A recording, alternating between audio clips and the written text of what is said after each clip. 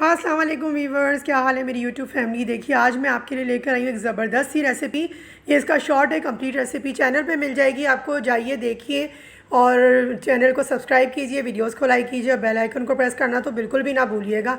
मैंने कहा था नई आने वाली सारी वीडियोस बहुत अमेजिंग है। इतनी क्विक और इतनी इजी रेसिपी है ना ये, कि आप अगर किसी को इम्प्रेस करना चाहते हैं तो ये हमारी ट्रेडिशनल जलेबियाँ तो देखी है ना, शेप मैंने वही लिया है लेकिन ये बहुत डिफरेंट है। जी वीवर्स, देखिए मज़ेदार सी ये रेसिपी तैयार है। अगर किसी को इम्प्रेस करना है ना तो आपने ये रेसिपी ज़रूर बनानी है। किसी को लगेगा आपने बड़ी मेहनत से जो है ये रेसिपी प्रिपेयर की है, लेकिन जब आप वीडियो देखेंगे ना कंप्लीट तो आपको आइडिया हो जाएगा। इसको मैं आपको एक ट्राई करके भी दिखाती हूँ। Yummy, so crispy, so crunchy, so tasty.